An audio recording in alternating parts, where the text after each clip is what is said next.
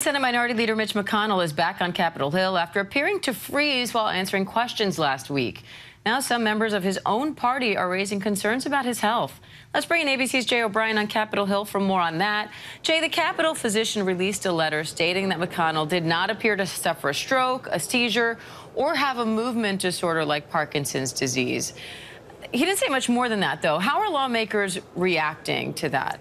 Yeah, the question is, Diane, is that letter enough for Republicans in the Senate, McConnell's own colleagues? We heard from some last night, Mitt Romney saying that he is firmly behind McConnell. He even made a joke to say if he's having problems with 20 seconds out of his day, the rest of the seconds out of his day he's doing quote unquote a darn good job. Lindsey Graham said he was also behind McConnell last night, although today, this morning, he told reporters that he was quote unquote concerned about McConnell's health. There are others being more vocal. McConnell's own colleague from Kentucky, the Senator Rand Paul, who's also a doctor, casting a little bit of a skeptical look onto that diagnosis by the Capitol physician, that original diagnosis that said McConnell was dehydrated. We know McConnell is going to speak today. He spoke on the floor earlier. He's giving a press conference in a few hours. A lot of attention likely to be on that press conference.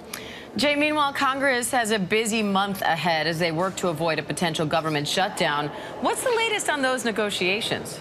Well, they've got to pass 12 individual spending bills to fund the government by the end of the month, September 30th, and that's a tall order. It's going to cause a lot of drama in the House of Representatives, which comes back next week. The Senate is in this week, and we've seen movement from Republicans and Democrats in the Senate to work together to try to pass some spending bills and really jam up the House and say, look, we've done this work. Can you, as the House of Representatives, carry the ball across the goal line and fund the government potentially? And if you can't fund the government, do some kind of a stopgap funding measure that keeps the government open while this broader funding fight plays out. There's going to be movement in the Senate on that this week. Now, when the House comes back next week, it's a tall order for Speaker McCarthy to appease the far-right part of his party and also keep the government open. How he pulls that off is still very much an open question, Diane. All right, ABC's Jay O'Brien on Capitol Hill. Thank you. Hi, everyone. George Stephanopoulos here. Thanks for checking out the ABC News YouTube channel. If you'd like to get more videos, show highlights, and watch live event coverage, click on the right over here to subscribe to our channel. And don't forget to download the ABC News app for breaking news alerts. Thanks for watching.